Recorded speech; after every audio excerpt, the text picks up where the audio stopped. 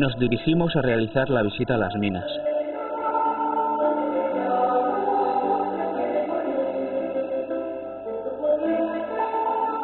La visita se realiza con el medio de transporte en que los últimos años se realizaba la entrada a la mina en que nos encontramos y se llega hasta unos 500 metros de profundidad.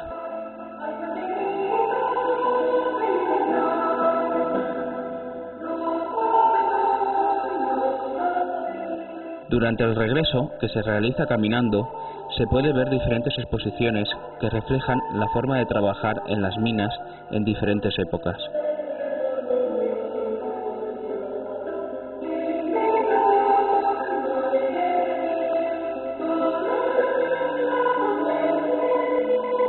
Seguidamente nos dirigimos a visitar el museo. Dentro se puede ver cómo el trabajo en las minas evoluciona y de qué forma se vivía.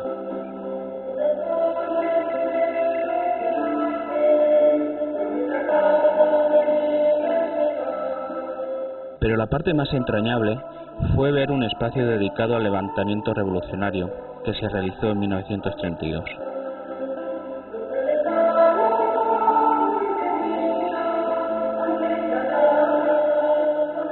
En este espacio nos encontramos con el periódico Solidaridad Obrera, de diferentes fechas en que trata el alzamiento revolucionario.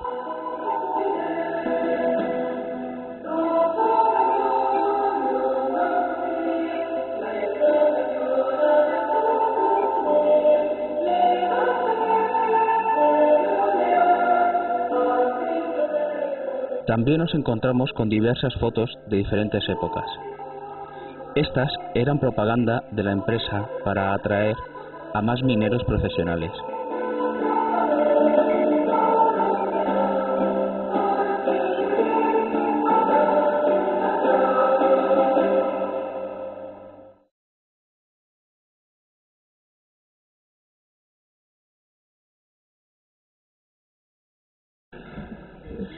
Bé, ja els he donat les gràcies quan anava baix al museu per la seva atenció.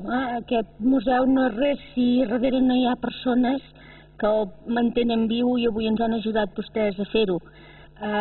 Quan vam parlar de pujar aquí i d'intentar fer un petit acte, ens va semblar que el lloc que calia fer-ho era especialment en aquest espai. Això és un cineteatre que es va construir a l'entorn de l'any 1918, és una de les iniciatives de l'empresa Carbons de Berga i del propietari, l'Olano, amb l'objectiu d'oferir als seus treballadors un espai cultural. Aquest cine ha acollit moltes coses d'aquestes culturals. Al llarg de molts anys d'història ha acollit actes de tot tipus, però una vegada, l'any 32, el gener del 32, això va servir de presó.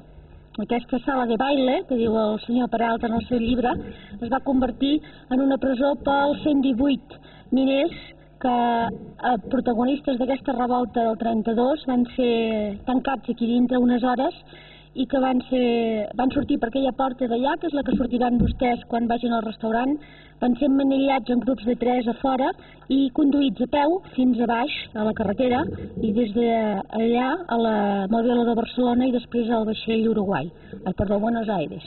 Per tant, ens semblava un bon lloc per fer aquest acte. Aquest cine és, des de fa un any, un espai restaurat per usos múltiples.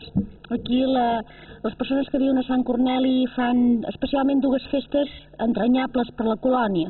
Una és la festa major, al setembre, i l'altra és pels Reis, que és el moment en què es fan els regals a tots els nens de la colònia. A la resta de l'any està obert a tot allò que pugui fer viu aquest poble i que pugui servir per recuperar la seva història i el seu dinamisme. Per tant, res més, siguin benvinguts, que acabin de passar un dia ben agradable. Menjaran a la fonda de Santa Bàrbara i menjaran menjar de miner. Segur que els provarà moltíssim. I espero que un altre dia puguin tornar a pujar aquí de visita o pel que vulguin. Això és casa seva.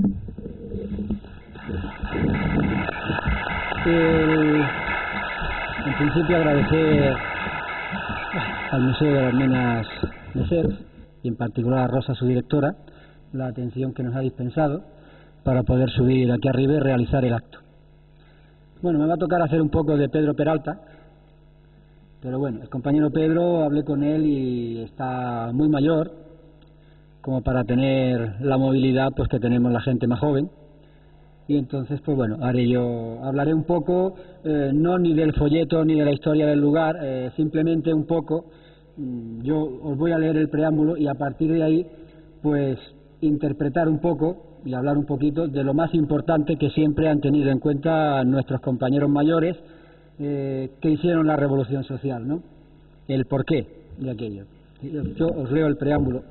Dice: el escrito que sigue solo tiene por objeto el transmitir, mediante los recuerdos vividos, las informaciones recibidas de los habitantes ubicados en la comarca de Fígols-Las Minas y las deducciones que, a través del análisis del paso del tiempo, se desprenden con una lógica que, a falta de documentación, si es que existe, informan de lo que fue el movimiento revolucionario que se produjo en enero de 1932 en el Alto Llobregat y en particular en Fígols-Las Minas, provincia de Barcelona. Si existe algún error en las fechas de los hechos que se narran, siempre será involuntario.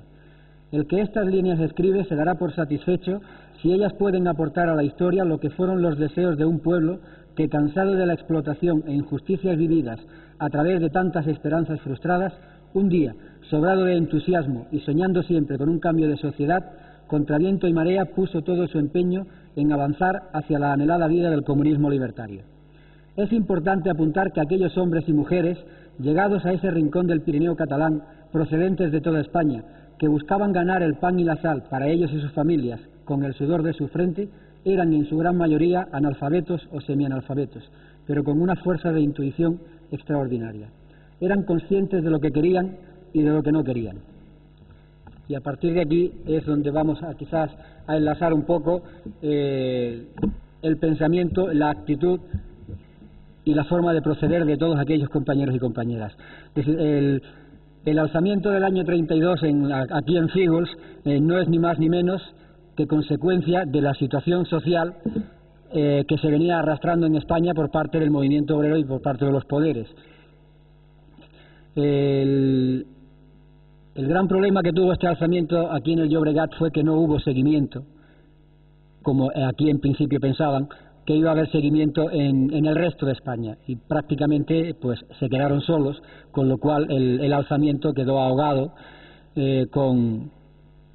por parte del poder que mandó militares desde Barcelona. Pero lo más importante a destacar de aquel alzamiento no es el alzamiento en sí, sino las esperanzas que el pueblo, los trabajadores, principalmente aquí en Fígols, la mayoría eran de la Confederación Nacional del Trabajo, tenían puestas en aquella proclamación del comunismo libertario. Es decir, para nuestros compañeros de antaño, es decir, para el pueblo español en general, que mayoritariamente como trabajadores sus ideas o eran anarcosindicalistas o simpatizantes del anarcosindicalismo, era que a pesar de una gran incultura, no sabían leer la mayoría. Es decir, ellos sabían, a pesar de todo eso, sabían que aquella sociedad que les había tocado vivir, en la que eran explotados, no la querían. Pero lo más importante de todo ello, a pesar de aquel analfabetismo o semianalfabetismo, como dice Pedro, es que a cambio de aquello que no querían, ellos tenían muy claro en su mente la sociedad en la que les gustaría vivir.